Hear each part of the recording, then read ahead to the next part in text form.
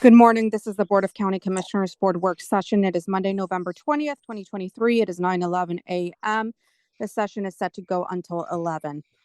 This is a hybrid meeting. We're at 3000 Pacific Avenue Southeast, room 110 for public virtual attendance. You may follow along on the Thurston County YouTube channel. I'm Carolina Mejia. I'm the chair of the board. Joining via Zoom will be in the boardroom shortly. We have Vice Chair Ty Menser in the boardroom, and Commissioner Gary Edwards is excused for this meeting.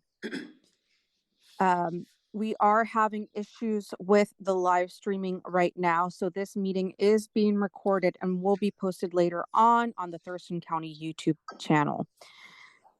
So today we are picking up with the Shoreline Master Plan update briefing, and decisions are requested for today's briefing. Who am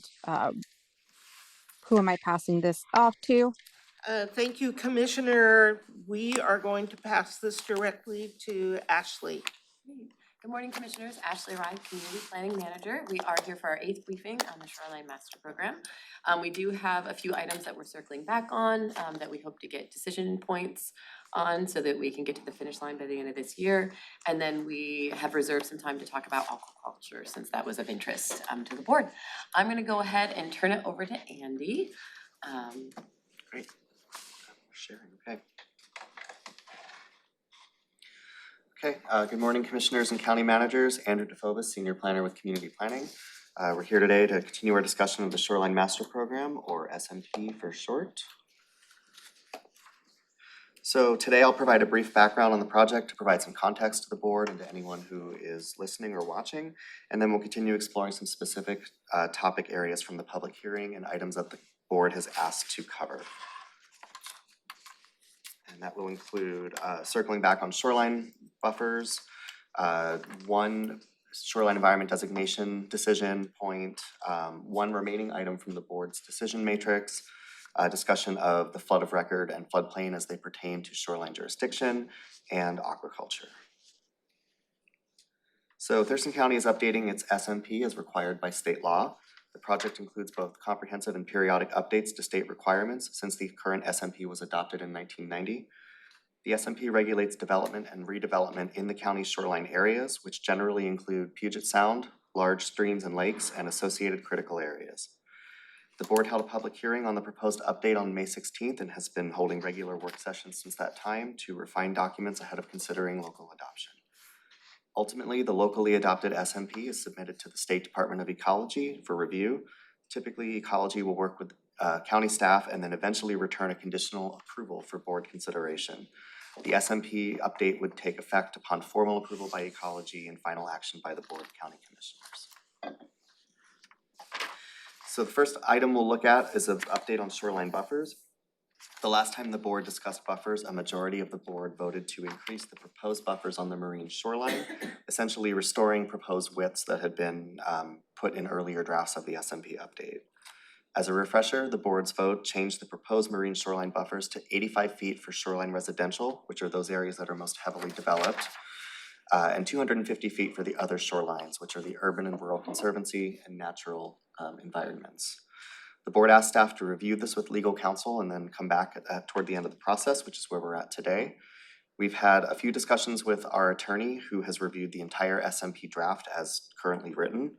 And from his perspective, there are no big concerns with the proposed buffer widths or really anything that's in the draft. He did provide some general comments that are intended to improve readability and internal consistency, clarity on when the document implies, clarifications on process, things of that nature.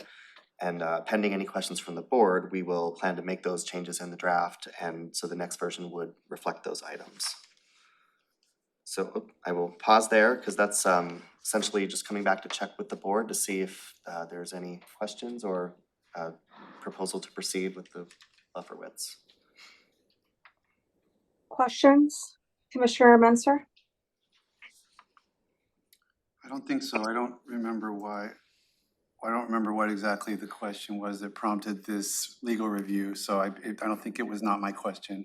I don't remember exactly who or if it was all or whatever, but the question was, take it back to legal counsel and then just make sure that they're okay with that approach from a liability perspective, bring that item back to the board. And you know, generally speaking, our attorney does not have any large concerns with the draft anywhere.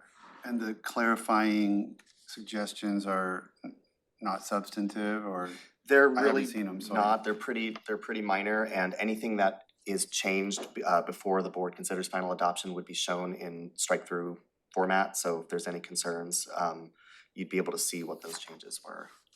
It's kind of two separate items there, but we really wanted to, just, you know, for transparency, let you know that there are some things that they suggested to make improvements to the document, but buffers were good to go. And on this time, just going back a slide, the timeline, if we, I know we were trying to get sort of the decision-making done this year, you know, and we've got a couple weeks or whatever left. And then it says 2024 submit to ecology. So what would that's the whole year. Would it be in January? Would it be in February? Would it be? Yeah, I think we would probably be able to submit the package in January or first half of February. But what Ecology has indicated is it could be up to a year for them to take it through on their end.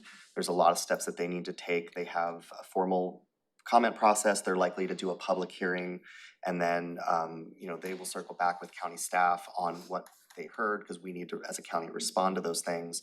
And then, you know, whatever recommendation that the staff make at Ecology, that gets routed for decision making and review on Ecology's end. So I've been kind of warned to expect that the board may not see it back in their court for final action until sometime in 2025. Oh, wow, okay. Which is on some levels quite unfortunate, right? Because there is flexibility built into the update compared to what's on the books now that we won't in effect be able to implement until that comes Understood. back. Well, that's good information. I was more asking though, between now and submitting to Ecology, it says here local adoption. So let's say all the decision-making was done this morning, in the next 2 hours. What, do we have to take a vote to submit it to Ecology? And that's the time where between this morning and that vote, we'll see the strike through? Yeah. And we'll be saying, okay to the final, you know, draft language, including these changes that you're talking about. Okay. Yeah, the proposal would be to bring it back, if decision-making is done today or shortly thereafter, December 12th is the date that we were targeting to bring it back to the board for final consideration. So the week before that, the board would receive all the final documents, you know, for consideration for the following week. Okay, thanks. So, Thank you. I do have, so I met with a constituent last week who's been making public comment in regards to the shoreline buffers, and had questions on how we landed on that conservancy buffer, which is at 200? 250. 250. And my recollection was that, you know, we kind of aligned ourselves with other counties.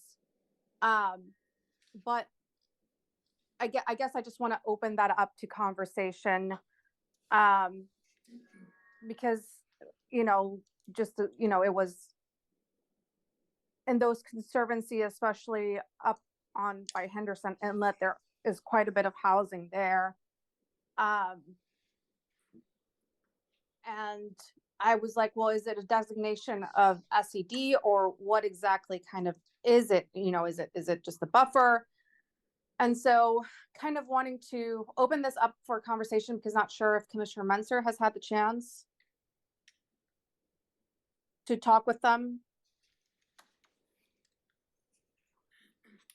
I haven't had a private one-on-one meeting with, I know who you're speaking of. I think I'm trying to remember the process that got us where we were. I think there was input from WDFW, I believe, that supported that number. There was input from a variety of sources. It was in a previous draft, I believe, that staff had prepared prior to some of the planning commission stuff that happened. And also, currently on the marine shoreline, anything that is conservancy or natural already has a 250-foot buffer. So the draft SMP does go back and take a fresh look at what those shorelines should be designated, but as it exists today, there are a lot of areas out there on the sound that are already 250, and I think that was part of the board's consideration as well.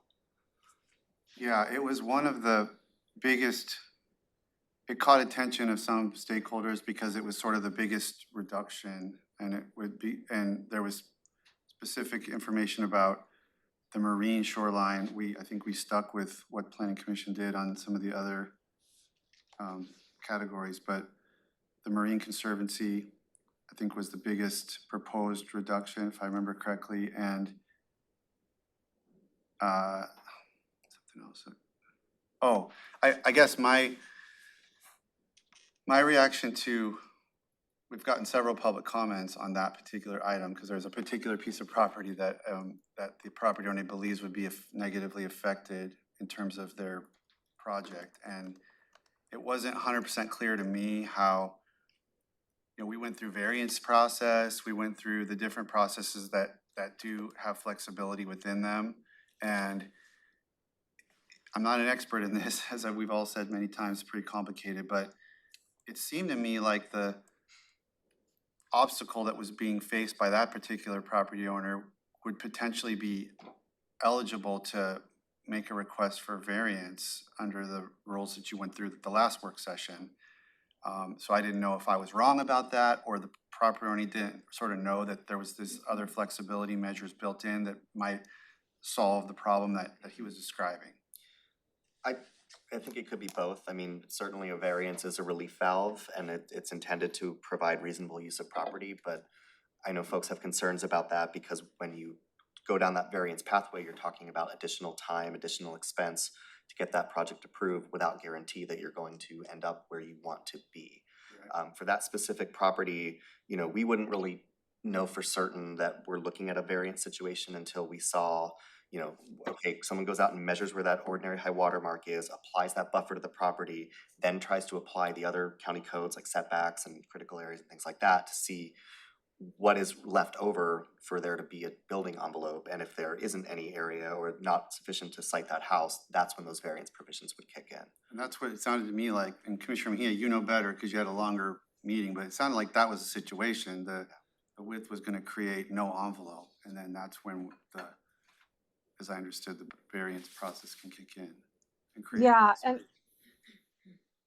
and so I think the concern was really the buffer is what it came down to it in conversations, and the fact that many of the residents in that area are way, you know, and I know we did the conforming and non-conforming, and I think there's just concern that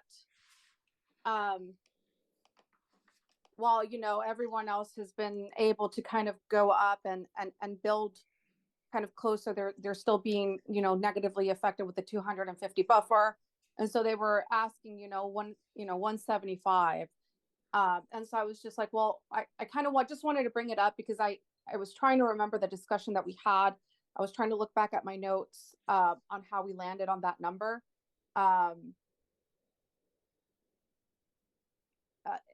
Especially, you know, as he showed me the housing, the map of the houses and all that area, it didn't seem like very rural to me. And so I guess just more of a background information on how we landed on that number.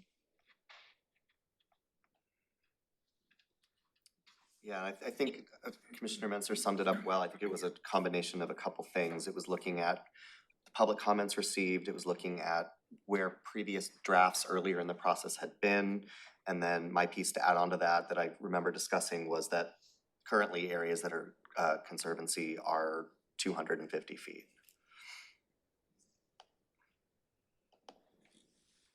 Okay.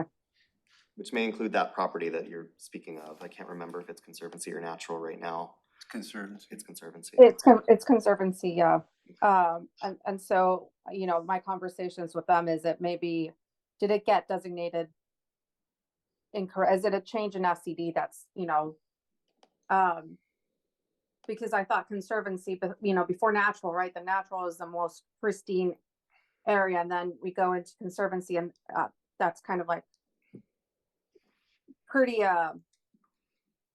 pretty pristine as well. And just the level of housing that there was on that area, I was just wondering, I guess, how we landed on that designation there. I'd have to go back and look at the specific inventory characterization information, because the designation for that reach would have been made back during that original process, but the process that took place was looking at the county shorelines at a reach scale, so looking at them kind of at a 10,000 foot view, and looking for areas that have similar conditions, and then putting those into different reaches, and then for each of those saying, what's the pattern of development, how large are the lots, how close are the homes to the water, how much vegetation is there, what's the degree of bulkheads or docks or things like that, what's the zoning, all those sorts of things factor into what those designations would be. And generally speaking, if it was really pristine, it got natural. If it was highly developed, it got shoreline residential, and areas in the middle were designated urban or rural conservancy, depending on if they were in or out of an urban growth area. That's, in a nutshell, the approach that was used for the county. So we can figure out whether or not their SED actually changed, right? It did not. It So did not. it currently is conservancy in that area. It's proposed to be rural conservancy, which things are essentially getting rebranded because there's been changes in state law, but they were kind of in the middle in terms of pristine to developed, and that's the proposal going forward. But the buffer hasn't changed. The current buffer is 250. The current buffer is 250. I think what the landowners were reacting to was that at a moment in time, or a certain point in time, the planning commission recommendation that came forward to the board was looking to reduce those buffers. That reduction has now been changed. And I think that's promulgating the comments. So. I mean, the only thing I remember additionally on this was that there was that argument, and it keeps, you've explained it to me a couple of times, but I keep kind of coming back to the meeting that we had with Planning Commission Chair, where we were talking about the 200-foot limit of shoreline jurisdiction. And then, so then what does it mean to have the 250 with that, whatever that means? And I think it had to do with other overlapping laws, and I don't know, maybe you can just restate it one more time, because I feel like I came into that meeting thinking that 200 is probably the right thing. And I think Commissioner Mejia, if I'm wrong, I apologize, Madam Chair, but I think you made the motion to go to the 250, and I voted with you on that, but. I think I did. And so that's kind of why I was like, what was the conversation behind that? And I was trying to look back at my notes on that, Commissioner Metzer. Yeah, I mean, I know that I had very convincing information that I wasn't comfortable with reductions on the marine, natural, and conservancy, and the natural wasn't even proposed, so that really was an issue. So my main focus, honestly, was the marine conservancy in terms of any concerns that I had with Planning Commission recommendation, and because there was a significant reduction proposed, it was out of line with the input we had from Fish and Wildlife. It was a little bit out of step with information on nearshore salmon issues that I deal with, and so I wanted to address that, but exactly where it had to go was a topic that we discussed together as a board, and that's where we landed. So can you, if just theoretically, if 250 were made 200, is there a practical, can you explain what that would mean on the ground? Like, given that there's this shoreline jurisdiction area that's designated? I think we would have to look at, and it's the reason that the board was considering and is able to consider something larger than that base 200-foot jurisdiction has to do with authorizations that are within the Shoreline Management Act or Mass Management Act, and also decisions the board can make to expand jurisdiction, you know, in the presence of a critical area, for example. So in the case where, so you have a lot of these areas out there that today are 250. If you wanted to build today, that's your buffer is 250. What we would have to examine is, yes, those shorelines are technically, they are shorelines as well as critical areas. So we would need to go back and look at, in the case of a buffer that was 200 feet, under shorelines, does that mean that that outer 50 feet remains regulated by critical areas, or does that go away because they're technically shorelines as well as critical areas? So we'd have to look at that. I would say there's two outcomes. One would be that the buffer's just 200 instead of 250. The second outcome is the first 200 feet is regulated by shorelines and the last 50 is regulated by critical areas, which is the whole point of, you know, bringing the buffers necessary to protect critical areas into shoreline jurisdiction so that you don't end up with one property being subject to both, where, you know, shoreline says it's okay, but critical areas says it's not, or you're putting it so half the house is in one versus the other, and trying to avoid those sort of situations where we need to make those interpretations. But right now, you say we have that situation. We do, yeah, so the critical areas ordinance currently controls the buffers for these areas.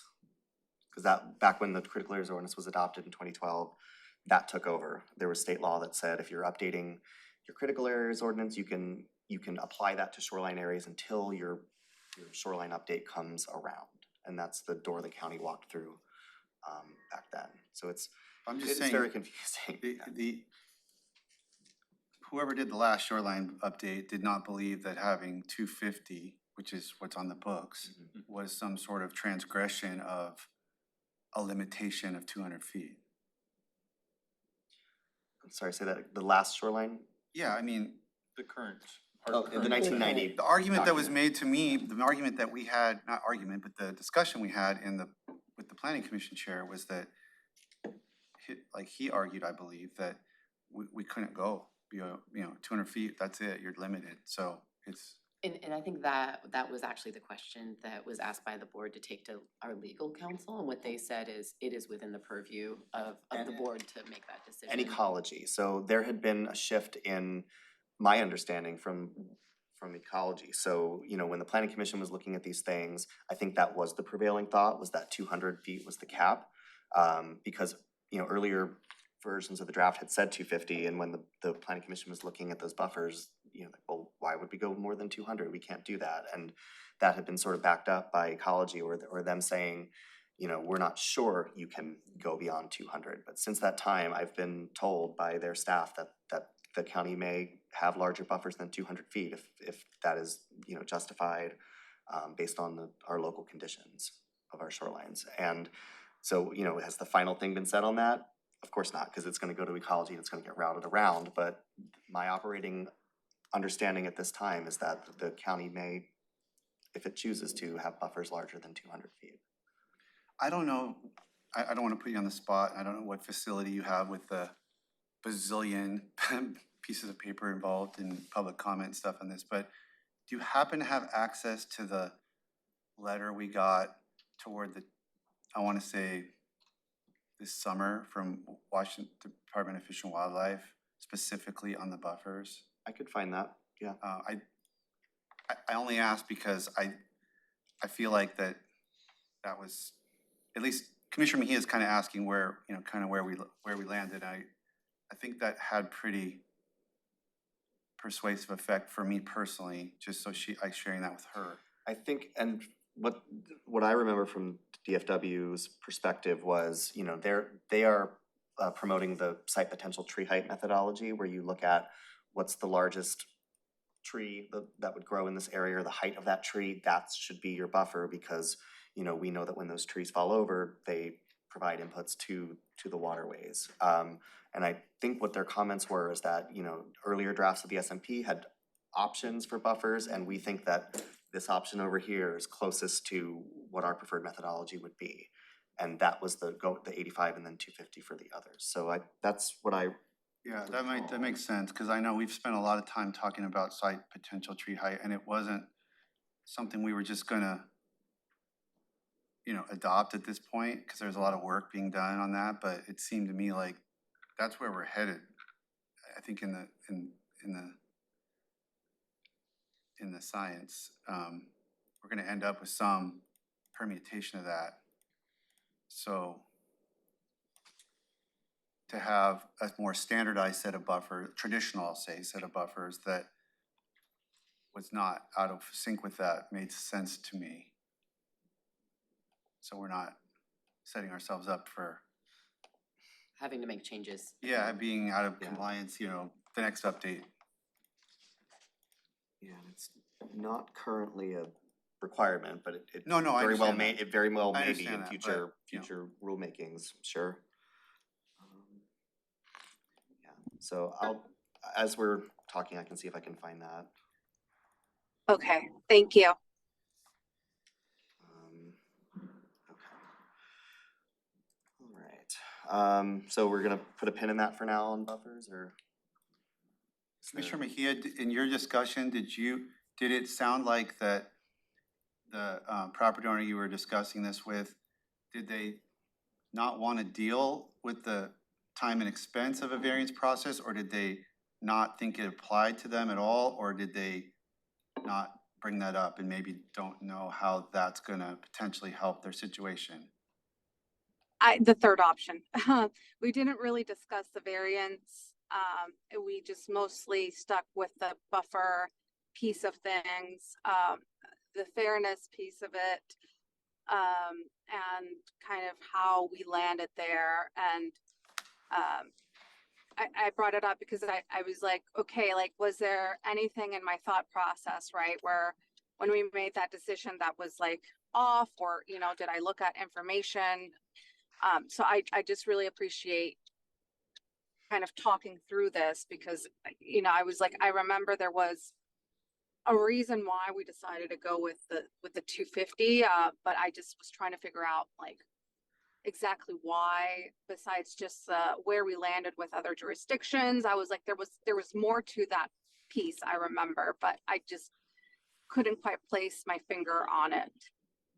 Yeah, and I mean, just going way back, there's, you know, we've looked at like scientific information that staff had provided from the original draft, and there's, depending on where you're at and what the considerations are, I know certain staff have argued to me that, you know, there's an argument that 400 feet is, for certain marine designations, is really a good number, but you don't, you know, that's long, that's big, and you find a more reasonable middle ground, and so. Yeah, you could take it further, depending if you wanted to account for the life cycles of all types of critters that we know use these areas, you'd be talking quarter mile or something like that. But we know that it's the buffers that go forward in a master program are a distillation of the best available science and trying to come up with an approach that is going to cover most functions in most areas and also allow reasonable use of property, because that's also a directive that the county has to ensure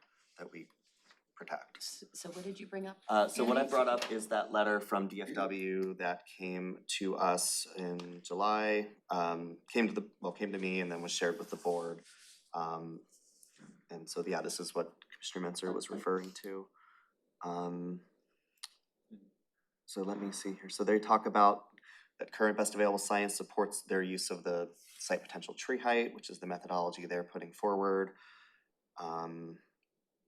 And then that the buffer widths that were proposed at the time fall below the buffer widths identified in some of the documents that we know are best available science, and that they're recommending that the county select, you know, the larger buffer options which had been put forward in the Planning Commission public hearing. So I think this definitely was driving that conversation that the board had back then. Yeah, this is, I mean, and I read a lot of stuff from a lot of folks, and a lot of it's good information, but I thought this was kind of a good distillation of the considerations at play, and this is where I ended up heading with my position.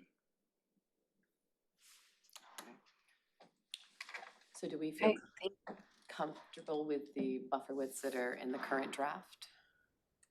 Which are on the. Or as, you mean what the board has Yeah, decided sorry. over the last several, yeah. Yeah, Commissioner? Yeah.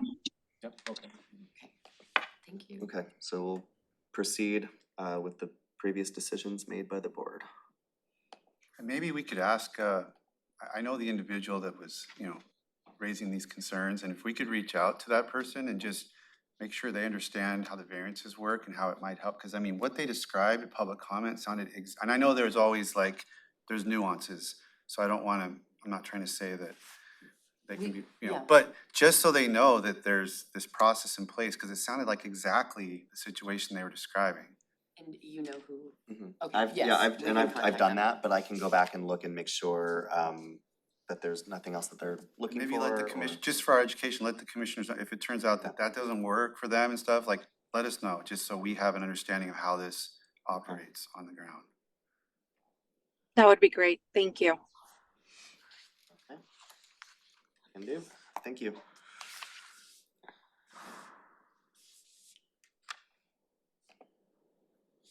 All right. Does that every time. Great. So the next issue we'll look at is the shoreline environment designations on Pattison Lake for one parcel out there. So earlier in the year, the board reviewed several requests from landowners who wanted the board to reconsider the proposed shoreline environment designation on their property. In short, shoreline environment designation, or SED, is based on how a given area has been developed and what ecological functions it has, among other factors. And that SED controls the type of development that can occur in a given area, as well as what the buffer would be and other permit and development standards. So this is sort of a real world example of the conversation or continuation of the conversation you just had. The board made decisions on 3 of these requests back earlier this summer, and then asked staff to circle back with the landowner to review 1 request on Pattison Lake. So what we're talking about here is the wooded parcel here that you can see at the top of the screen. And it's owned by the same family that owns the developed parcel that's highlighted here. So they have proposed a split designation for that wooded parcel, with the portion closest to the developed property being shoreline residential and a portion of it being natural. Originally, their concern had been that the entire thing was to be designated natural, and they did not believe that that matched the pattern of development out there. And it's currently split. It's currently split as well, yes, thank you. Because there's something on the corner there that. Yeah, there's a corner of it that's currently rural, which is a walk across or shoreline residential, same thing essentially, and then the balance of it, I think, is conservancy currently. So they have had the property surveyed, which the county can use to make changes in the GIS system, and they've submitted a sketch of what that proposed split designation would be. And so we're circling back to the board to get feedback and approval on the SEDs for this property.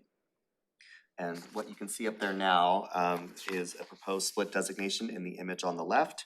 And this was submitted by the landowner. And then again, for orientation to the right is the parcel aerial photograph. So the wooded parcel is the one we're talking about there. So I'll pause there because the decision point for the board essentially is just seeking confirmation if we should move forward with the proposed split between shoreline residential and natural environment. Questions, Commissioner Menzer?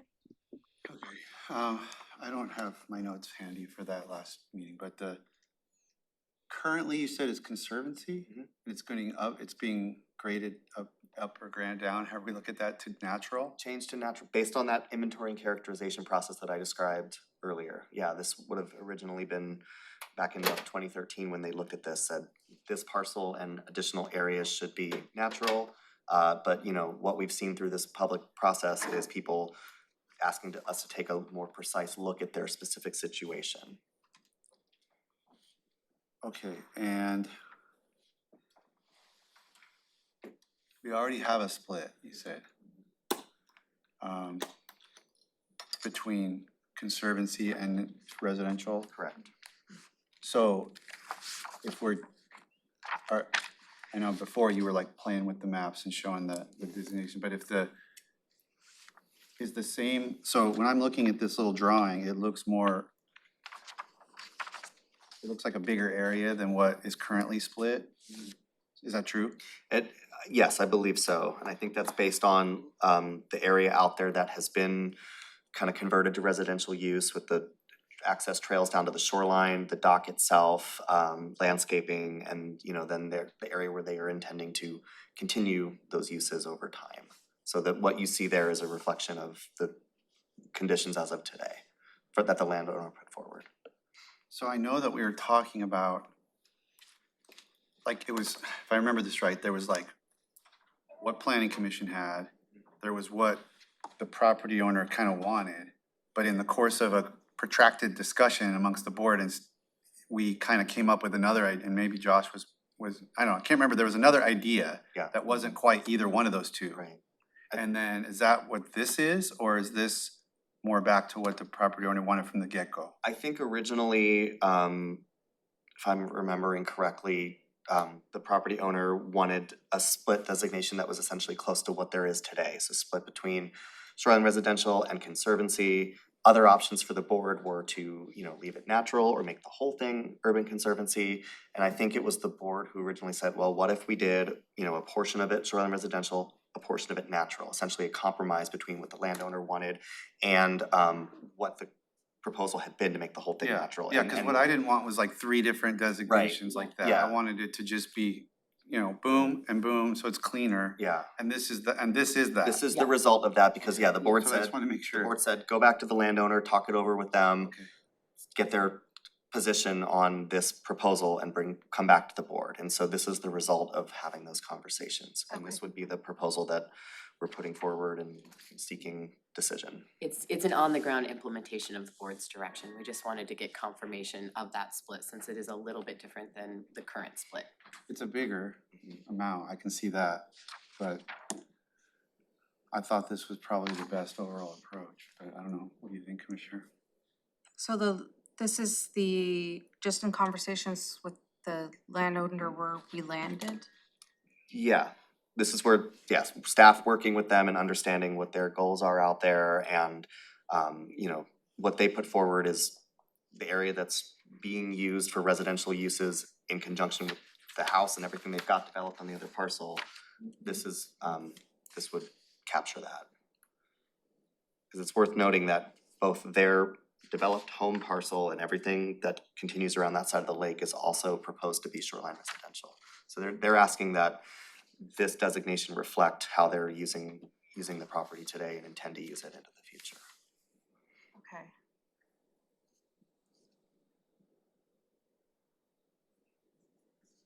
Could you pull it up on the map? Yeah, sure. And we also do have the landowner in the audience, just for the record, Thank you. if you have any specific questions for him.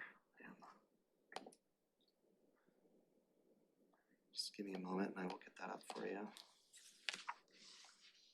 Gotten me used to the other map, so I'm looking at this one Yeah. and my brain is trying to compute it. That one's good. And one of the requests in the context of the survey was it's really hard from the aerial to see what's on the ground. Yeah. And so the survey was able to show us all of the different trails and public access points there underneath the trees. Personal access. Personal Yeah. access. Sorry. Yeah. Okay, so this is that wooded parcel in question, and so you can see currently, this is the designation where there is a split. This is from the 1990 SMP. What was proposed back in 2013 was that the entire thing become natural. And essentially, the proposal today would be kind of a compromise between all of that, to where there's a larger piece that would potentially be shoreline residential, but the remainder of the property would be natural, which would be, a higher level of protection. Can you kind of point out where that shoreline residential cuts off, like? Yeah, the proposal would be, if I had to eyeball it, would be somewhere in there. Okay. You have survey Yeah, information that they have supports that. survey data, and so what we've asked is if, pending the board's decision, that they would submit that data and we can use that to actually create that line so that it can be located in the future. If there was, say, some development proposed or something like that, we would know, what rules apply where, essentially. So, and that's, I'll leave it there. I'm okay with this, let's do it. I mean, it's not like there's already an upgrade happening, so to speak. on the other upper part of the parcel, and we already have a split. It's not like we're creating a split for a particular property owner. It's kind of, in a sense, it's the status quo, but And giving the them- line of where the split is occurring is more reflective of what's on the ground. right, so I think since we've gotten to this point and all this work's been done, let's just make that happen. Okay, so we'll move forward with what we shared with the split between the natural and the shoreline residential.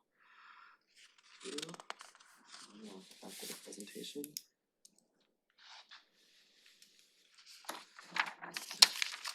Happy birthday. Happy birthday. Okay, 2 down, 4 more to go. 2 down, 3 pieces to go, yes. Okay, so the next item we're gonna look at here is one of the remaining decision matrix items that the board did not complete at the last briefing. The board asked for staff to bring this back. I did go back and look at how I characterized it last time, and I think I've got a more clear way to communicate it this time. So essentially, this has to do with how the draft SMP describes the situations where you can reduce a buffer and how you would do that. The previous draft really wasn't clear, and as it was written, would have been a challenge to implement. So changes were made to the board's public hearing draft to improve clarity, better describe when those buffer reductions are authorized, and close the gaps in implementation and make these provisions more consistent with state requirements. So the overall organization of this section of the document was improved with the board's public hearing draft, and the permit requirements were more clearly laid out. So the changes make it clear that buffer reductions are authorized in limited circumstances only and would be the minimum necessary to accommodate the proposed use. We did get 2 public comments on this piece, one supporting the Planning Commission's recommendations and one encouraging the board not to reduce buffers below what we have today or to not allow any non-essential buffer reductions. So really on this one, similar to all the other items that we brought back last time, we're just looking for direction on whether to move forward with the changes that were made for the public hearing draft, or if there is further discussion or questions on that item.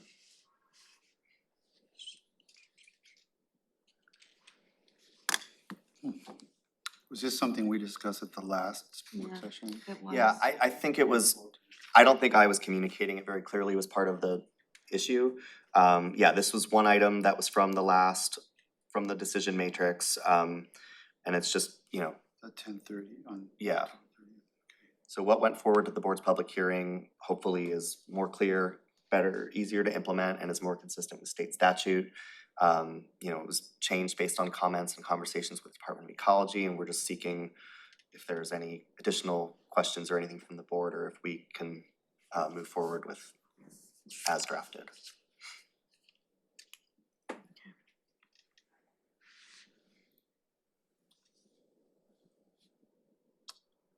I don't see that I wrote anything about this, which is probably why I'm not remembering it very well.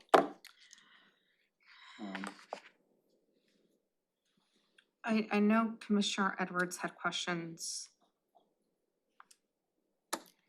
on the average for other properties, and so we skipped this item. But that's all I have on mine. Right, yeah, he did have some questions about that, so, we would be prepared to speak to that, but he's also not present, so I can share some pieces of that. So I think he mentioned buffer averaging, which is one topic, and then there's common line setback, which is another topic. So I think from the conversation, what he was referencing was the ability for people to, if you've got one neighbor on one side with a house close to the water and one neighbor on the other side with a house close to the water, that potentially you would be able to site your home closer to the water than the buffer provisions would normally allow, essentially to have equity with what the neighbors have. And that is not a concept that is currently in the draft. It's not really a concept that's supported by science. If you have a undeveloped shoreline that doesn't have those impacts, there's not a way in the science to justify that essentially. But it is certainly a topic that the board could consider. The other piece would be the buffer averaging, which is what I thought he meant. And that's where you reconfigure a buffer on a property and maybe it's smaller somewhere where it's less sensitive, and you increase it somewhere else where you're protecting something that's more, sensitive to to disturbance. So it's that flexibility so two different types of flexibility that you might think of when you hear the word buffer reduction. I think those were the pieces that he was interested in. I completely understand what you just said, because I couldn't even really follow what Commissioner Edwards was proposing, because he's obviously heard of it and I hadn't, but now I get it. So is there anywhere that's used that kind, I mean, I've never heard of such an approach. Is that something that they've used different places? So you can go closer as long as you increase it? Like you Yeah. could have this. So think about it this way, you have an area that's maybe it's non-native vegetation or something like that, and you have a different portion of the property that's, approaching old growth conditions or is adjacent to a stream that goes into the sound or something like that, and potentially, and you want to get yourself closer to the water. If the conditions warrant it, potentially you could get yourself closer in an area that's already impacted and is not really providing that level of function, in exchange for having greater protection on something else. So that is a concept that jurisdictions are able to explore with their SMPs. There's maybe one other one that I looked at that's done it. So it is an option for jurisdictions to explore. Same thing with the common line setback. It's all part of the decision-making process. So implicit in that scheme is that there's inadequate protection for areas that, could therefore benefit by giving away some protection over here because there's inadequate protection over there. Yeah. And the point seems to me that we ought to have adequate protection so that we don't need to make those kind of trades. I think under that scenario, there would probably be mitigation required because you are getting closer to the water. But I mean, yeah, I would say what you described should certainly factor into the decision-making as well.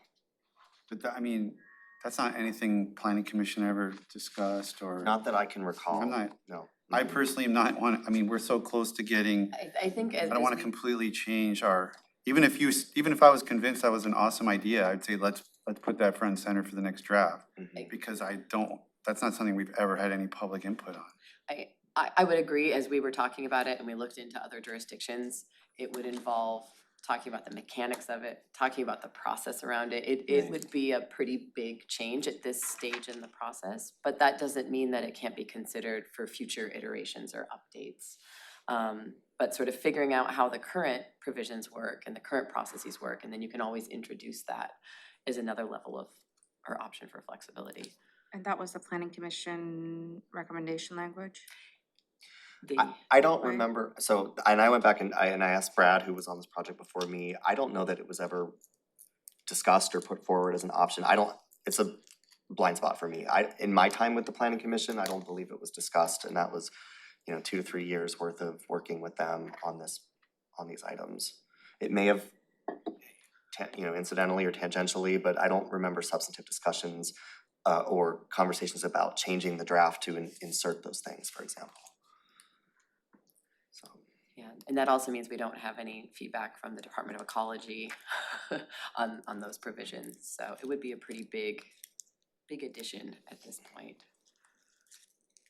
But I think it's also, if I recall, part of Commissioner Edwards' prior comments, that if there is something like this concept that hadn't been part of this process, it doesn't mean that the board couldn't docket a particular look at this process at some future date for incorporation. Yeah.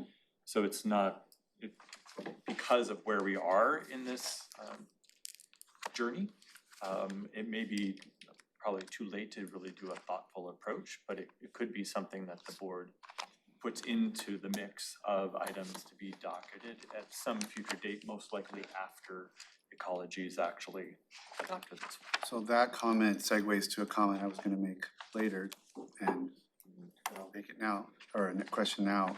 So us approving this plan, once it comes back from ecology, doesn't lock down all these provisions for the next however many years till the next update.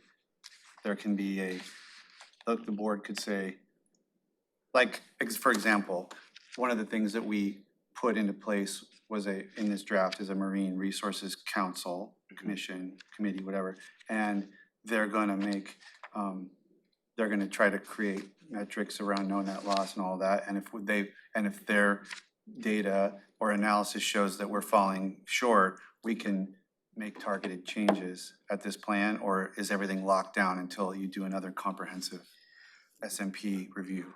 So specifically, the Aquatic Resources Committee has to do with the no net loss monitoring. That specific section of the draft is written in so that it's essentially gonna be applied after the fact. And so the county can make changes to how they're doing that specific piece under the authorization provided by the draft. But if that committee comes back and said, you need to change something in the SMP specifically, that's gonna have to be docketed and go through. Well, the yeah, full docketed Yeah, stuff. Yeah. So it'd be a But I con- just mean it could be done like this county manager said, Yeah. Yes, and probably off-cycle for the SMP review. right, I believe so. Yeah, and it would probably be great to get a year or two of implementation and see what it looks like, and then docket sort of a larger package of updates to respond to, Right. you know. Your metrics are always, you're looking back on sort of what has been permitted to understand sort of what those projects have and relative to potential impacts.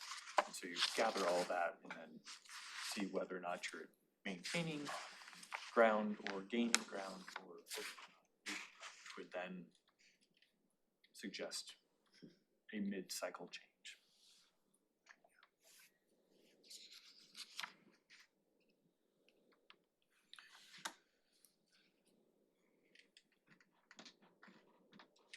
So then, I guess I understood it last meeting and now I'm like trying to catch up again. But looking at our list, right, basically where ecology was like as written, this section is not implementable. So then what is the decision point here? Is it to, Whether to move forward with those improvements that were made to the document. So this is just like all the other decision points that the board went through is, we made this change, we showed you what that change is in that matrix, and then the board is going through and confirming we wanna keep that or we wanna do something else. okay, Yeah, this was just the last of the 16 items that, did not get completed last time. Oh, so this is part of the, last, okay, Yeah. thank you for that Yep. clarification. Yep. So this came from something that was a suggestion of ecology. Mhm. With changes, okay. Yeah, I would need a lot more information to go at some different direction at this point in terms of what the averaging and all that stuff. That's a whole different, I think, way of going about things that I'm not comfortable with at this point, but something we could dock it up and look at if we want to. Sure. Yeah. We'll move forward with the languages forward in public hearing draft. Sure. Okay. All right, so the next item we're gonna look at is shoreline jurisdiction and the flood of record and 100-year floodplain. So this item is related to public comments received by Alex Nielsen and his representatives. Alex's family owns the Holroyd gravel mine in the Nisqually Valley. They made some comments on how the draft SMP incorporates what's known as the flood of record into the shoreline master program. Currently, the draft SMP brings several critical areas that are in the vicinity of shorelines into shoreline jurisdiction, as we've discussed. This includes what's known as the flood of record elevation. So it's the highest known flood elevation that goes beyond the FEMA floodplain in many cases, but it's locally developed data that we have as to where flood hazards exist in the county. These areas are already regulated by the Critical Areas Ordinance and Title 14 or Chapter 1438, the Flood Code. The intent of bringing them into shoreline jurisdiction would be to ensure that there's one permitting system for properties that contain both shorelines and critical areas, so that we don't have a patchwork where some flood areas are regulated by the SMP, some of them are regulated by another program. And so the comments that we received expressed concern on the amount of area that this represents that's coming into shoreline jurisdiction, especially in areas that are further from the water body itself. So what you're seeing here in the picture is the portion of the Nisqually Valley where the Holroyd mine is located. So I'm gonna kind of circle the area of concern here. It's this triangular portion you can see here. And I apologize that these layers don't come off as clearly as I would have hoped, but the area that's in blue crosshatch, is the 100-year floodplain, and that's the majority of what you're seeing here is what we're looking at, this 100-year floodplain, which is also proposed to be included in shoreline jurisdiction. And then the teal areas that are kind of on the outside here, you see these little pockets of teal, that's the flood of record elevation. And so it extends beyond the floodplain, is also proposed to be included. Including the flood of record in SMP jurisdiction and including the entire floodplain for that matter, do go beyond the minimum state requirements for SMPs. Again, the goal in doing that and trying to bring these areas together is to provide a single regulatory layer to all the frequently flooded areas that we regulate versus having two permit systems in play. What did planning commission say about this? They didn't really have a protracted conversation about this.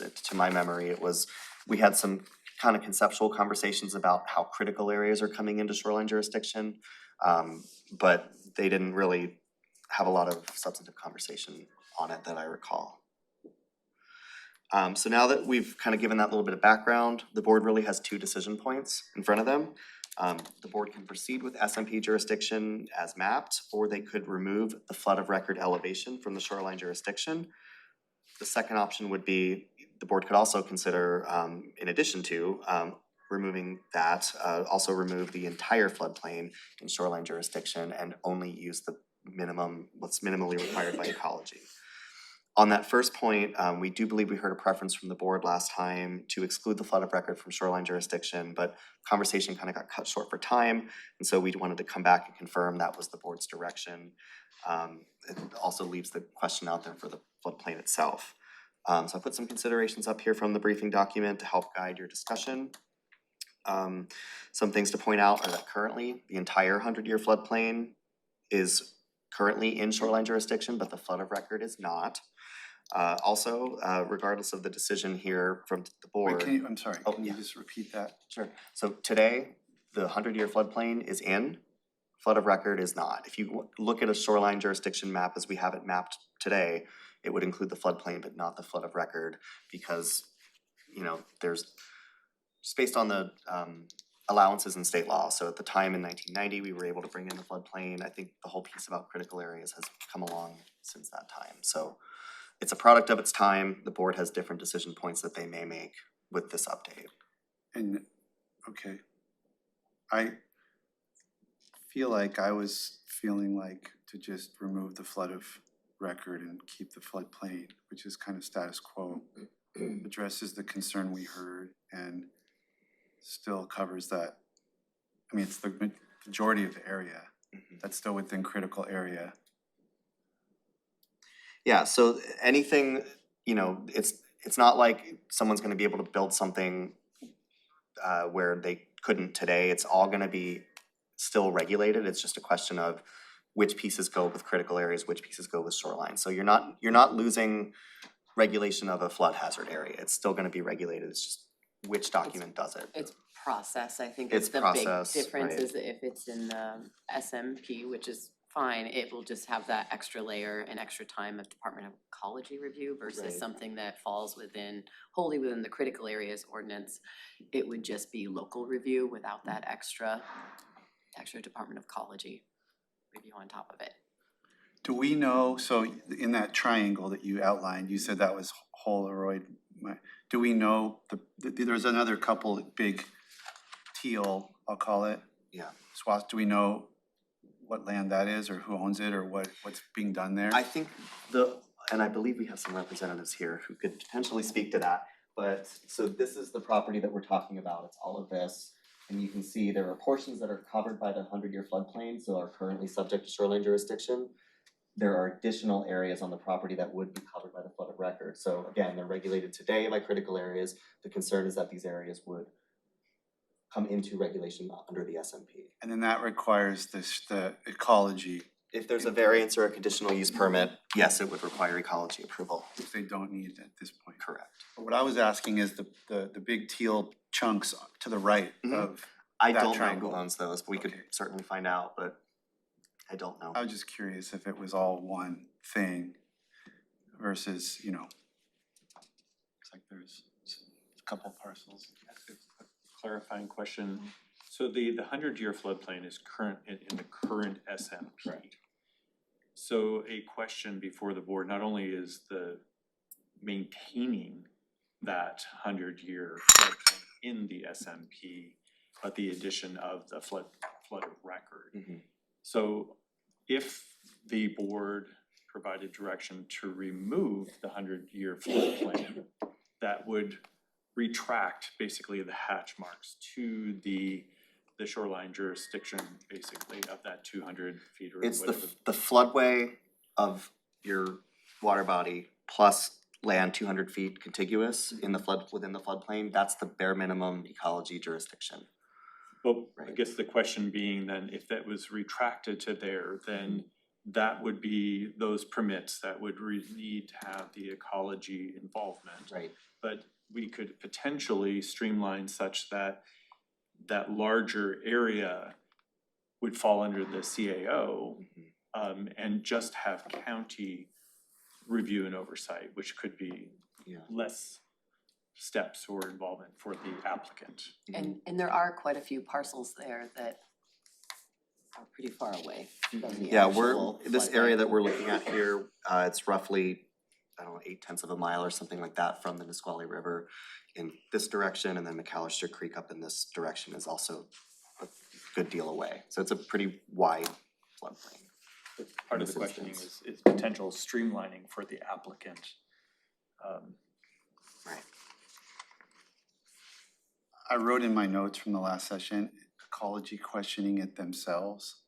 Yeah, What does that so, mean? and that had to do with the flood of record piece, because Thurston County goes above and beyond what a lot of jurisdictions do when they regulate frequently flooded areas.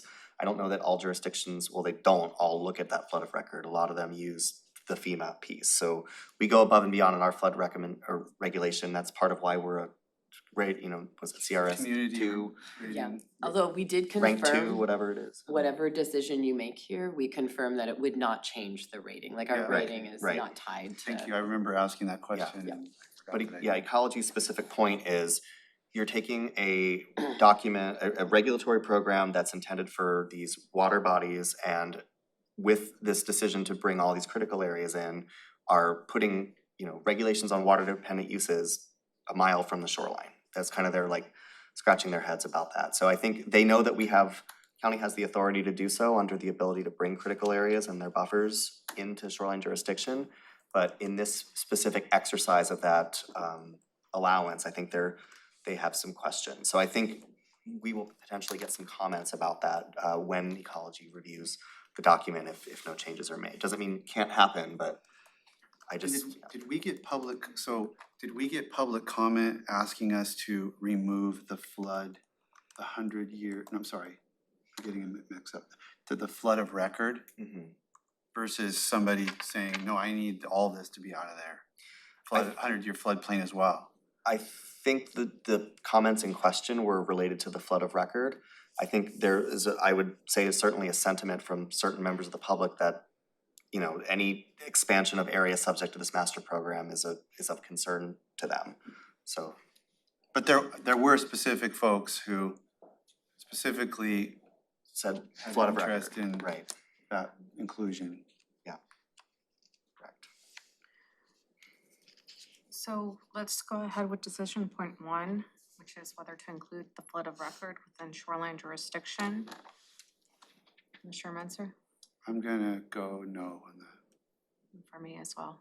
So exclude flood of record, okay, thank you. And then decision point is the 100-year floodplain, and I have questions about this because I remember the flood of record conversation very clearly at the last meeting, but I'm struggling with the 100-year floodplain.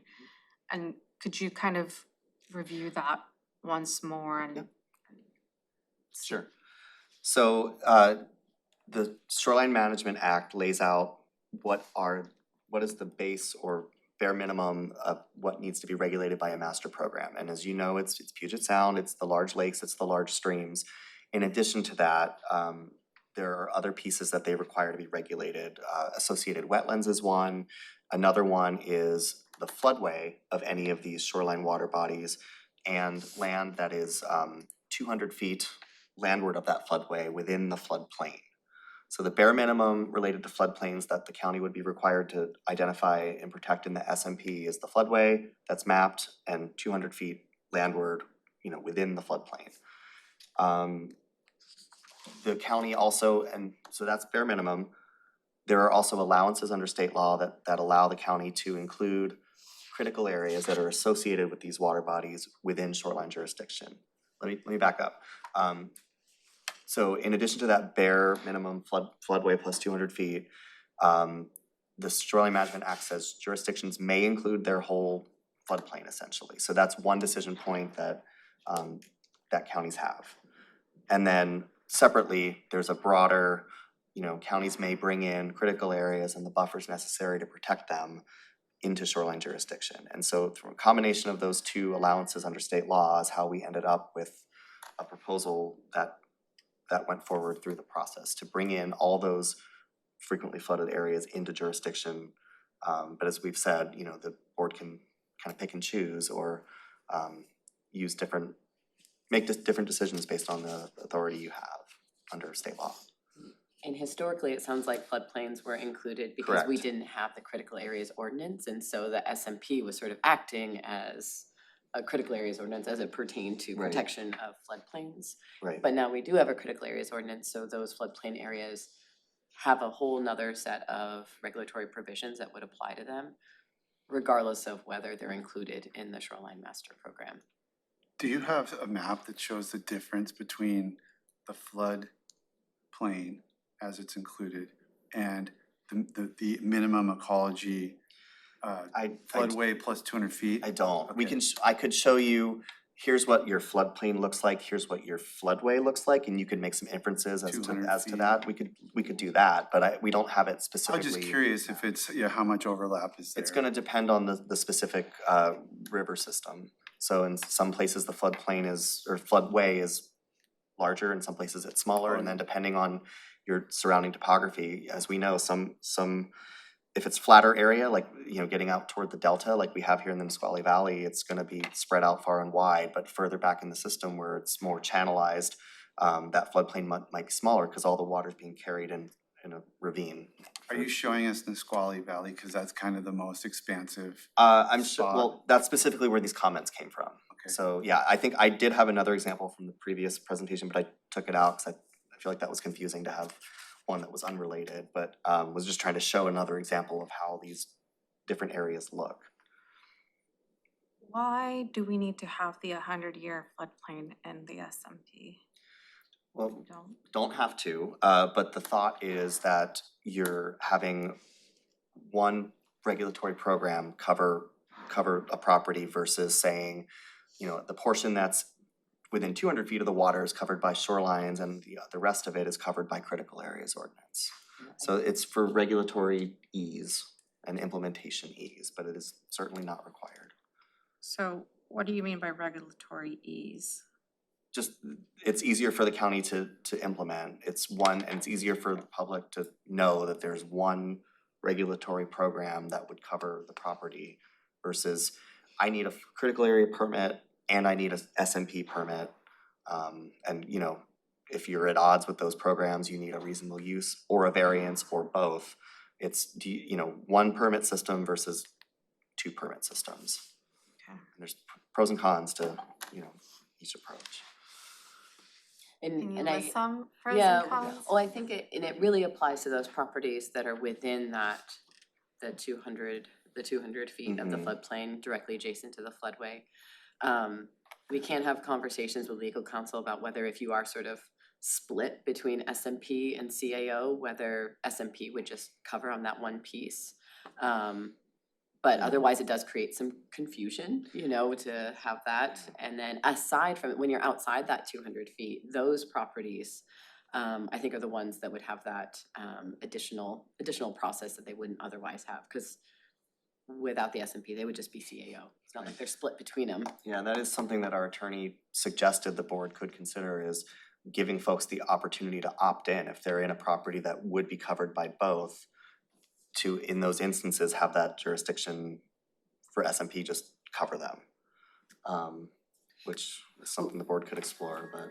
Which is sort of this middle ground where you alleviate this concern that staff had about having two totally different sets of provisions apply to the same piece of property. And then also allowing properties that are further away from the actual river, just fall under the CAO.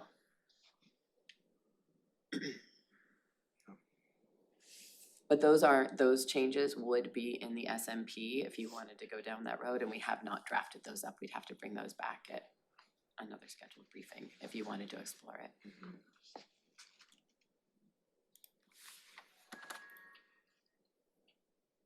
Or you have a question, Robin? I'm just trying to understand it. So currently we have the 100-year floodplain in our SMP, That's our correct. current SMP. And if the board chose to take it out, that would be a change that would then result in some number of parcels being split, where if they wanted to do something with that parcel, they'd have to consider both regulations, the Yeah. SMP and the critical areas. As you got closer to that water body and you ran up against the minimum shoreline jurisdiction, you'd have parcels that are kind of split. That are not split now. Correct. Yeah, the only split that happens now is in between the whole floodplain and the flood of record, because flood of record is currently, but we've just negated that because, well, the board just negated that, so, Right. yeah. There will always potentially be a jurisdictional regulatory split. So would you say that should the board decide to remove the 100-year floodplain, that there would be a lot of these parcels that would suddenly be split that aren't now? We'd have to go back and look at that, but I think it could potentially be substantial, because you're talking about a large number of streams subject to this master program. And So you could be creating an additional burden on a substantial number of properties. well, not necessarily, because another wrinkle, as we know right now, we do have these areas. So just because the floodplain is currently in the SMP, doesn't mean those areas are not also subject to the critical areas ordinance. Right today, they're subject to both. That's what we're trying to Today they're fix. subject. Yeah, Yeah. they're already subject to both. What we would be doing under your example is there would be some areas that would still be subject to both, and there'd be some that would not be. If the board went with whole 100-year floodplain in, then anyone within the floodplain of a shoreline water body is gonna be subject to the permitting standards of just the SMP. But that doesn't eliminate the potential for a split parcel, Right. because it's Because of just, flood you're of just record. shifting Because of that flood of further record. away Yeah. from Yeah. the main Right. water body. Right. And that's where we had chatted with legal counsel about, is there a way to just have SMP be the regulatory provisions if there's a split?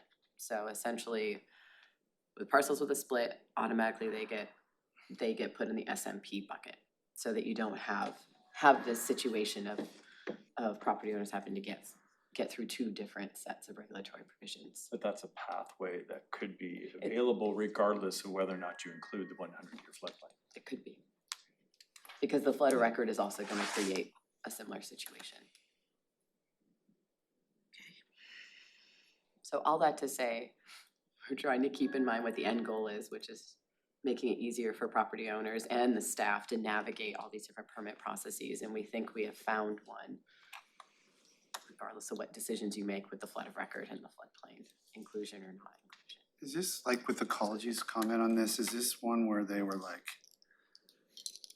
we're okay with you doing this, but we really kind of recommend or suggest this? Or is it one where they were like, we recommend just the 200 feet and we're not sure why you guys are wanting, I mean, you know what I mean? Like, sometimes they were like, this is the bare minimum, Yeah. but this is our suggestion. I mean, Would it fall under required change or recommended change? Yeah, I don't know. Okay. I don't know. I mean, they recognize that we have the ability to bring in critical areas, and they recognize that we regulate all these frequently flooded areas. I think they're trying to make sense of those two pieces together, because not all jurisdictions regulate as much as we do related to flood, and not all jurisdictions wanted to bring all their critical areas in. So they're just looking at the process and decision-making and There's that reconciling those flexibility, things, so, yeah. and we'll Well, hear more about it.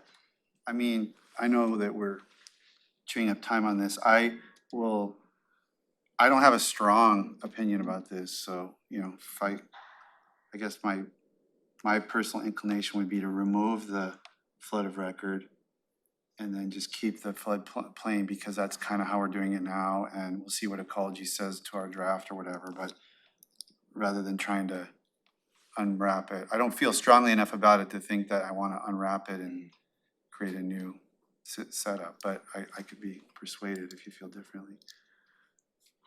Well, for me, I guess I'm trying to find on like why keep it in, right? And you're saying it's because of a permitting and ease of permitting.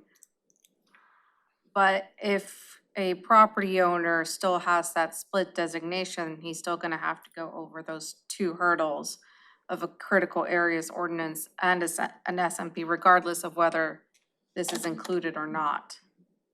It's gonna depend on, yeah, are they entirely within the floodplain? Or are they, you know, outside the floodplain but still covered by flood of record? You know, if you're in the, based on the decision the board has made, if you're solely in the flood of record area, you're only gonna be regulated by the critical areas ordinance. If you're in the floodplain, it's a question of, you know, if the board keeps the whole thing in, you're only subject to the SMP. If the board shrinks it to the minimum, it's gonna depend on how close you are to the water.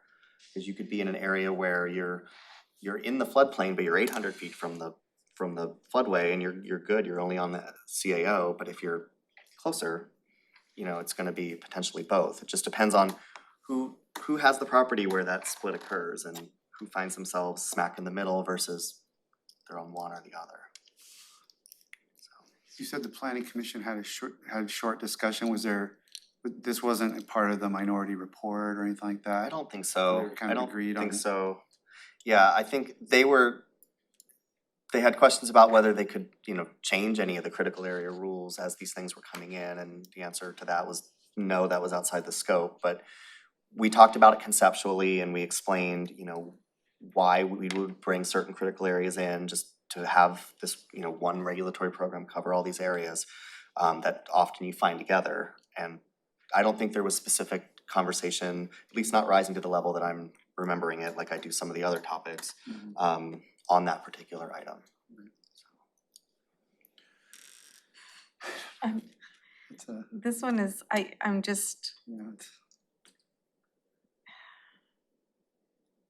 can the we, arguments don't seem like super yeah, compelling like, either way. either way, it's just, it seems, Folks will be impacted one way or the other, it's just where do you draw the line? Right. So, and the magnitude of that impact would have to be analyzed, you know, through some type of GIS experience. what's that opt-in method that you mentioned? That So- sounded like a middle ground. Is that a middle ground or no? It could, well, and it's still gonna beg the question of where you have that cutoff of SMP versus CAO. The middle ground would be for properties that find themselves in the situation where they have both of those layers, that we could opt them into SMP so that they're only subject to one program and not having to deal with two different sets of permits and all of that. But that still is gonna beg the question of where does that cutoff line occur? Does it occur at the outer boundary of the 100-year floodplain, or does it occur 200 feet from the floodway as the minimum jurisdiction requires? Because as is now, if you're split flood of record and floodplain, you still might want to use an opt-in so that you don't have two sets of permissions. Here's what I think that we're struggling with is when we're talking about, okay, this is gonna be easier to administer or implement, if that's the argument. And then it's like, well, and it'll be easier for the public to understand. I think the staff and the public are kind of in different situations, because to me, this is complex enough that no public's gonna understand this. I mean, maybe somebody, but by and large, no one's gonna understand this. So if staff understands it, they're gonna have to come to you anyway to figure out. And then there's that overlapping question of, you know, you're saying, well, if there's one scheme, it's easier. But is it easier if that one scheme requires them to go to ecology and wait for a permit that they wouldn't have to wait for if they didn't Exactly. have to do that? So it may be that they don't know what's going on. They come to staff tells them, okay, there's two, but, or whatever, but they can work more efficiently through staff. And ultimately that, even though they didn't understand it at the beginning, it's ultimately easier for them to navigate that process than having one that might be a little simpler, but it actually requires more bureaucracy or whatever, time and delay and all that. I don't know how quickly ecology turns these sorts of things around, but I know that was a consideration Commissioner Edwards brought up as well. So, I mean, there's different elements of like what's easier to administer. Now, if you're telling me that our staff is gonna really struggle and potentially make mistakes and not get, well, then that's something for us to think about, because that's not good. We need it to be clear and enough that the right advice is given, the right decisions are made by our staff. But if it's really just a matter of, well, you know, our staff will have to work a little harder, they'll figure it all out, get it right. It's gonna be harder for the public, but it's ultimately gonna be easier for them to navigate, then maybe that's.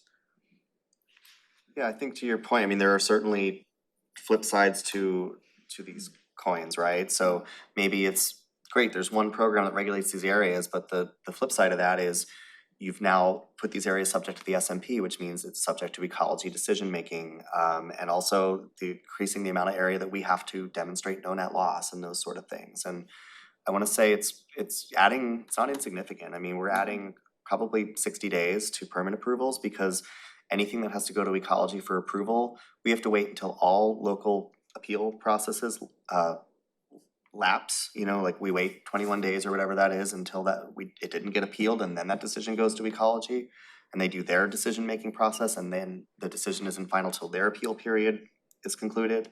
So anything that requires that, it's probably a couple month time that we're adding on. So then, So I think of a situation where ecology doesn't really seem to be asking for the floodplain to be included. Mhm. And it adds more process for property owners. Yeah.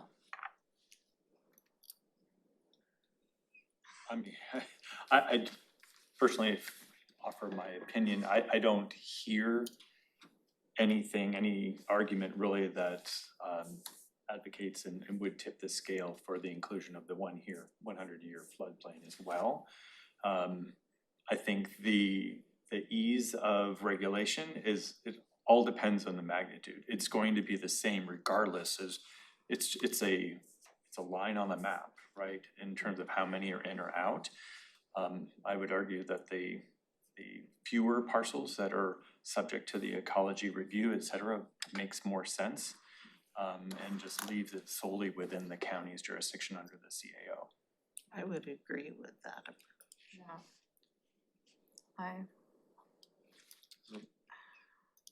Is that gonna be, So, am how I hearing difficult to- is that gonna be to accomplish? We'll figure it Yes. out. We'll have to make changes on the maps, and that's part of the package that gets submitted to you. But, I mean, we can work with that, or we can potentially submit a draft map. We'll figure it out. But what I'm hearing from the board, just for clarity, is to go ahead and exclude the flood of record and to go to the minimum required jurisdiction for floodplains, required under the SMA. That's what I hear. Is that right? So, can you repeat that? Yeah, so exclude the flood of record from shoreline jurisdiction, and also only regulate the minimum required areas under SMA as it relates to the floodplain. So it would not include the. 100-year Yeah, floodplain. not the whole Include the 100-year whole So floodplain, exclude go and to the minimum exclude. required. Would be those Yeah. two. Cause it's not And- ultimately changing the critical area ordinance requirements. It's not, these areas are gonna continue to be subject to those Just rules. make it simpler, it's Yeah. complicated. And it won't affect our national flood insurance. Nope.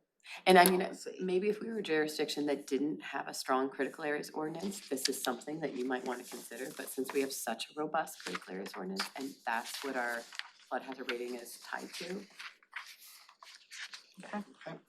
Alright, okay, moving on, one more topic. 20 minutes for aquaculture. Alright, yeah, easy. Okay, so moving on, last piece we have here is aquaculture. Aquaculture is defined in the Shoreline Master Program and the state regulations as the culture or farming of fish, shellfish, and other aquatic plants and animals. Aquaculture operations can be found in many areas of Puget Sound, including in Thurston County. The Shoreline Management Act and the state guidelines for SMPs consider aquaculture to be an activity of statewide interest, and also is considered a preferred use of the water area when it's conducted consistent with control of pollution and prevention of damage to the environment. Aquaculture is a use that's regulated by the SMP, and the draft SMP incorporates standards for aquaculture that are consistent with the state requirements. So permit and development standards for aquaculture are located in chapter 19-600 of the draft SMP, and the policies are located earlier in chapter 19-300. The draft SMP lays out all the information that applicants are required to submit so that the county can evaluate a proposed aquaculture operation. The SMP requires that new aquaculture uses do not result in a net loss of ecological function or impair navigation or other water-dependent uses. The SMP lays out the requirements that speak to many aspects of aquaculture operations, such as impacts to the environment, visual impacts for surrounding landowners, methods of construction and materials used, and disposing of waste from those operations. In addition to the county SMP, aquaculture is also regulated by several state and federal agencies and is subject to concurrence with tribal treaty rights for harvesting shellfish. I won't read off all the pieces here, but I just wanted to give some context about the regulatory environment for aquaculture. A new use is required to get oversight from any number of state and federal agencies, in addition to the county's SMP.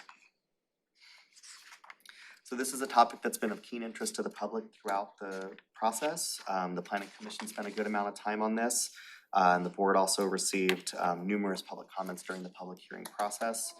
Planning Commission also had ecology come and on at least one occasion give presentations on this topic. So people commented on how aquaculture operations are monitored, the methods that are used in aquaculture, impacts to the environment, including the things that we simply don't know, and the use of plastics, and among other topics. So the board asked staff to review what other jurisdictions do and how they regulate aquaculture. So we took a look at Pierce, Kitsap, and Mason County Shoreline Master Programs. Generally speaking, they all regulate aquaculture as they're required to under state law and include the requirements that are intended to accommodate aquaculture and also protect the environment, navigation, and aesthetics for surrounding areas. The specifics really vary by jurisdiction. Some jurisdictions have stronger permitting requirements, for example, such as requiring a conditional use permit for all aquaculture. And depending on what aspect of regulation you're looking at, jurisdictions really vary on the specificity of their regulations and what they actually allow or prohibit. My observation was that when you really zoom in and start looking at the requirements of the different jurisdictions, there is no one uniform approach. So we wanted to show some areas where the specifics of the county's draft SMP differ from what you see in other jurisdictions. A couple things to keep in mind with this list here are that a permit can be conditioned with additional requirements beyond the letter of the SMP to control impacts associated with a specific proposed aquaculture operation. Also, as I mentioned, this is a use that is regulated by many other jurisdictions, so just because something is not required by the county doesn't mean it would not be required by another entity in order to have that operation be permitted. And so some specific areas that are different across various counties are how these jurisdictions manage the debris that can be associated with aquaculture operations, how neighbors are notified about ongoing operations, how these operations are monitored and any financial sureties are applied, the use of supplemental feed and chemicals in aquaculture operations, how the SMPs deal with impacts on water quality and aquatic vegetation, and other impacts to surrounding landowners. And I can go back to that screen, but really all that preceding information is just intended to tee up a conversation with the board. Are there any additional changes the board would like to explore or discuss in the draft related to aquaculture based on your review of public comment and the information provided? Thank you. Thank you. Commissioner Mensah? A lot. So one of the things we heard the most about, I think, was use of plastics, and I didn't see that on your list of things that other jurisdictions do. Yeah, there are no outright prohibitions of plastics in any of the jurisdictions that we looked at. outright prohibitions, but are there any, I mean, what else? I mean, I didn't really see anything that spoke to specifically the use of plastic. There are different jurisdictions that say, you need to stamp all your equipment, you need to show us and demonstrate how you're gonna prevent it from escaping from the operation, you need to patrol the beaches, those sorts of things. But really, there was nothing in there that said you cannot use plastic or you have to limit the use of plastic or anything like that. is there anything, one of the things that caught my attention was when somebody said that like, I wanna say it's Eld Inlet is like 93%, of the shoreline is like in active aquaculture production. And so is there any point where it gets to be a cumulative impact, right? Like here, there is fine, but once you just like line the shoreway from tip to tail, there's an I mean, is that part of the science? I mean, is there any information that we should be, I mean, if that's true, should I be concerned that 93% of Eld Inlet is in, it's got lined with plastic tubes for gooey ducks or whatever it is? I think that's something we don't know. I think, and that's been one of the interesting and frustrating things about this particular topic is that there is a lot that we don't know. We're required to accommodate aquaculture and we are also required to, regulate the potential impacts of that activity, but there's no hard and fast rules that say, there's a tipping point in any one basin. If you go over 90%, like 90 is okay, 95 is not okay, or it really should be 50. We don't know. So here, I mean, for me, if you were gonna bring forward like, oh my gosh, there's some science that says X and Pierce County did Y and that's really working. I mean, my mind was open to hearing a solution, but I was predicting that I wasn't gonna hear anything definitive. And, and it's just too big of a topic to really to address, I think, based on what we've gotten from, the planning commission and the draft and et cetera. So my suggestion was, in terms of dealing with this topic, was going to be, could we explicitly put into the code or the plan, as we have with no net loss, a specific directive to the Marine Resources Council to study the science and develop a set of recommendations to the board related to aquaculture practice and, ecological, I mean, kind of kick the issues to the Marine Resources Council to work on. Because I don't want to let it go, because I think there's a lot there, but I just don't see another practical way for us to address it at this juncture. I think you could certainly do that. I would also say, in addition to that, I mean, as I mentioned earlier, the parameters on that committee and the no net loss monitoring of the draft are written open-ended. So as we discover different parameters we want to explore or tweaks to how we do those things, the county can do that. So I think you could give that committee that directive. You could also give them a directive to develop specifically monitoring parameters for no net loss related to aquaculture. And so that, kind of two-step approach. Yeah, well, I mean, I would be open to suggestions, but I would like it to be in there just so the public that's very concerned about this understands that we're gonna keep this conversation moving and continue to study science, and they understand that the board's not sloughing it off, the concerns. We just don't know quite enough about the right policy that would be appropriate. I don't know. Just a suggestion. That's a good suggestion. I mean, I was gonna ask in terms of any of the requirements here, are there any that, are not basically monitored by the state or the federal government? Like, is the requirements to describe methods to prevent equipment escape and to patrol for debris, for example, because that's something that is not monitored by the state and the federal government, and that just adds additional. I'm not sure. I'm not sure about that. I think you have these local jurisdictions that wrote their regulations in a way that were adapted to their local circumstances or the conversations that their decision makers had and things that they wanted to ensure that they were regulating. But there are other layers of oversight and things that these operations have to achieve in order to get their federal or their state permits. And some of those other entities do monitor various aspects of these operations. So it really is it's a complex regulatory layer. I would have to go back and look at the requirements of all those different permits to see for any one of these things if it's required or not. I think if there's anything, so what you're seeing here in this bulleted list are things that, you know, Thurston County kind of differs from what we saw in other jurisdictions. So if it's things that if you want to be sure, you know, we could tweak some language and address some of these pieces, because without going back and researching, I don't know, you know, what the net is there for catching that. Thank you. I guess I'll turn to Rob and ask about his previous hat that he wore. And Kitsap County was one of the SMPs that was looked at, and I'm wondering, right, like, when you place those additional agriculture, like, what was the goal? Like, what had, you know, did you achieve something, basically, kind of? I think the overarching concept behind that was really trying to put the onus onto the applicant, the business, to actually do that monitoring and to mitigate any potential impacts there would be to the, you know, surrounding area, the neighbors, the environment.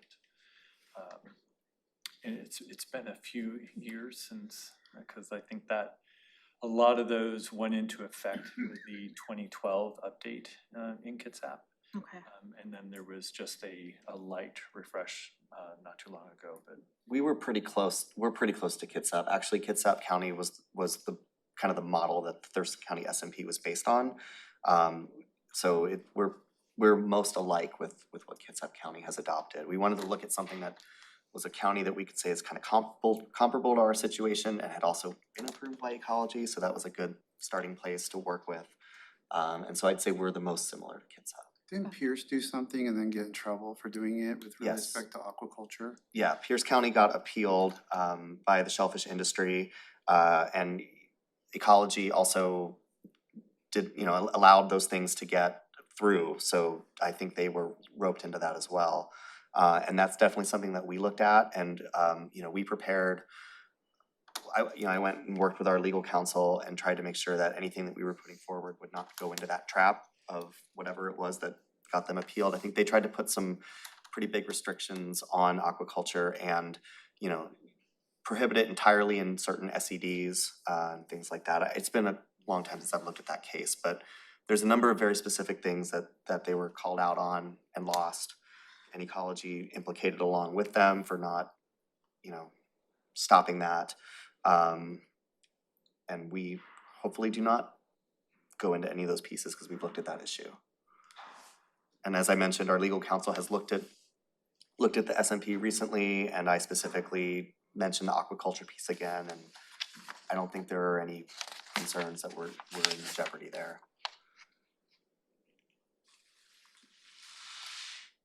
so we have things in place in this draft to address aquaculture, but potentially could include then a directive for the committee to actually do some type of look at sort of how are those regulations. I guess the question to the board would be, what period of time in terms of, because it's always looking back as to what aquaculture has been permitted, to be able to say, you know, what metrics are used and how do we know whether or not this program, this construct is actually having an impact. But I don't know the amount of permits that are coming through that volume. Mm-hmm.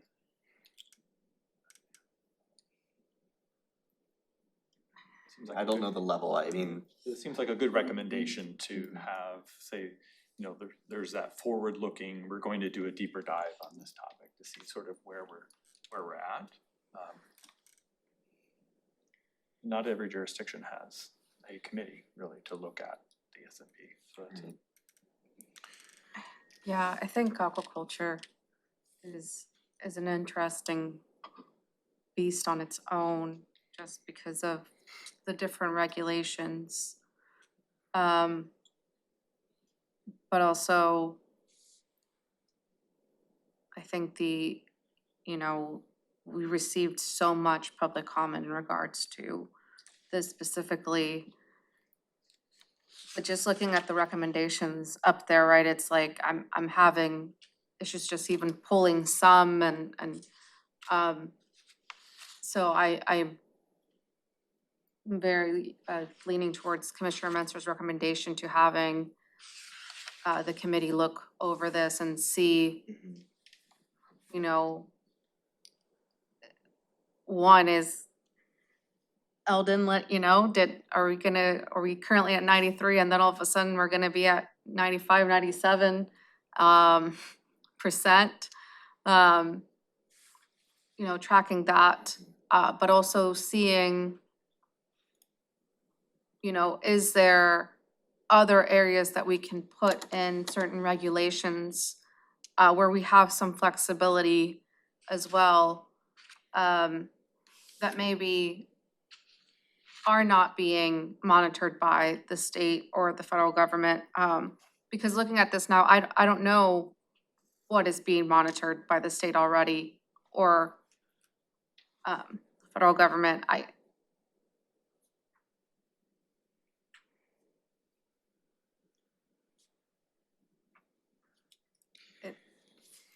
Okay, well, I'm thinking about, best available science and actually looking prospectively as well as retrospectively. I mean, I'm not a salmon scientist. I do sit on the Salmon Recovery Council and I learn things along the way, but I've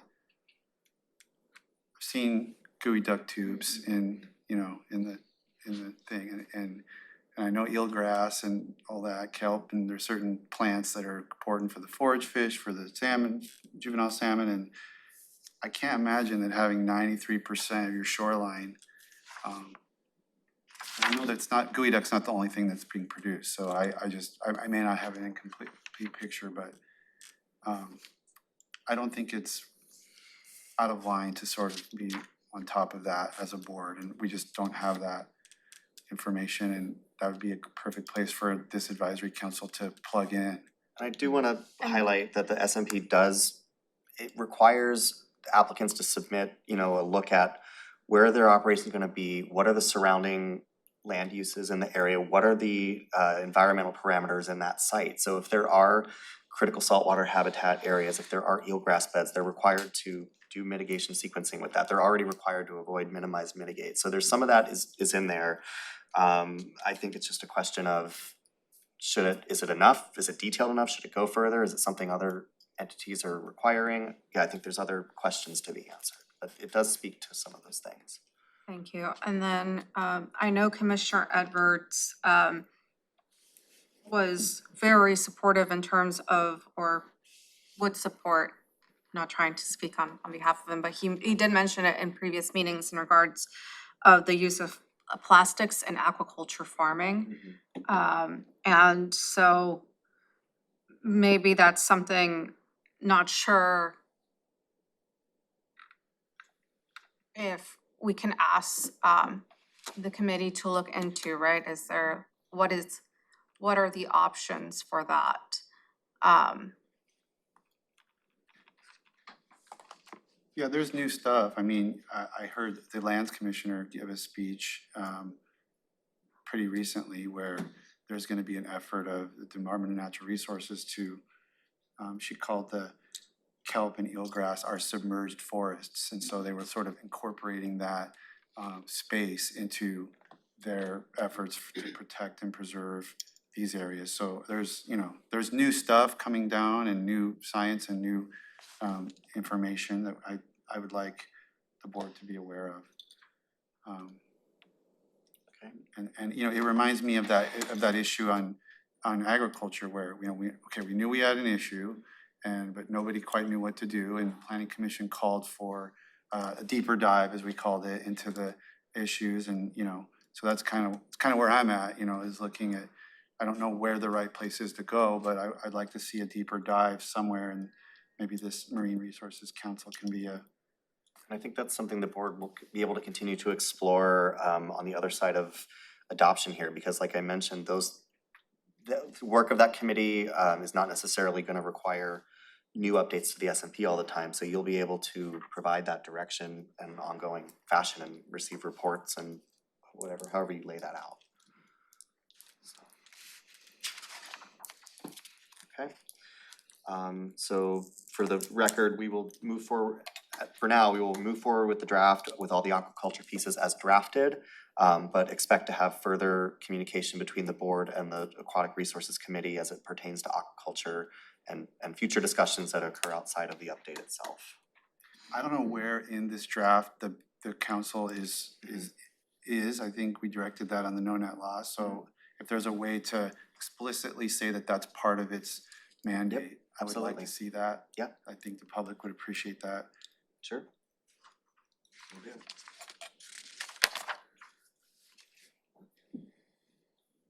All right,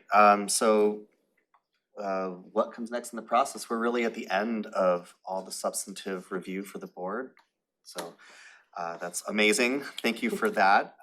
We do have a briefing scheduled December 4th, December 11th. I suppose we can talk internally about whether we actually need to hold those, but meanwhile, just know that staff will be incorporating all the guidance you've given into the document, and we expect to bring back a resolution for the board's consideration on December 12th. And then ultimately would submit that package to Ecology in early 2024, assuming it is approved by the board, and work with Ecology on that. When will you have for us to review the proposal, like with red line or whatever, just? It would be probably the week of, the week of the 4th. And you said you had a potential work session set for what date? For the 4th. From Yeah. 9 to 11 on the 4th as well as the 11th. So we could, if we have it prepared by the 4th, it's due by the 7th, I think, to the board office. If we have it prepared by the 4th, we can certainly come back and kind of walk through some of those things, or at the very least give an update.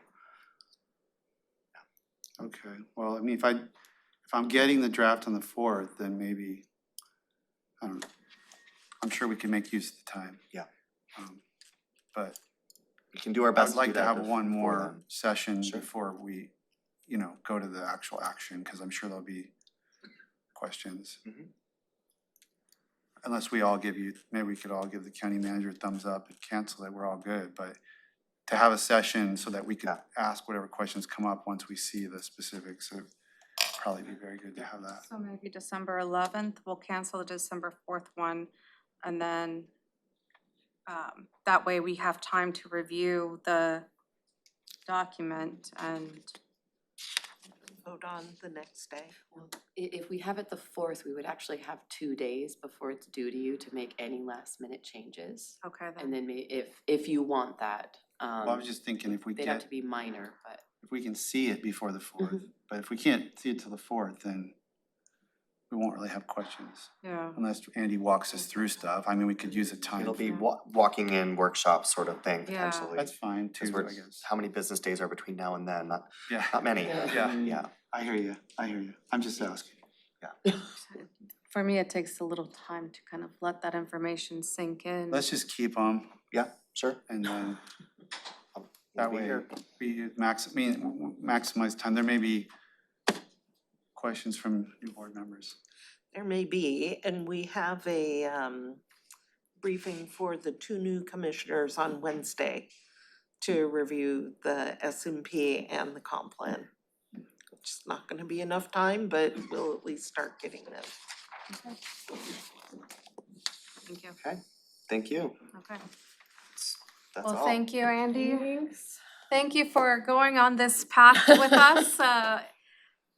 What does that make it? 8? Mhm. We're number 8? Yeah. We need to put it Yay. onto the board. but- Yeah. Yes. I never thought we would see the end of it, but we did. So thank you so much for all of your work on this and for Yeah, of course. providing all the information we needed. I know it was quite a path to get here, so just thank you. Yeah, thank you. It's been how many years? Been a number. Been a few years, so Yeah. So, very much appreciate So all we're the just hard getting all the work, cords. staff and the We're all board. plugged in. okay, it's 11 o'clock. We're adjourned.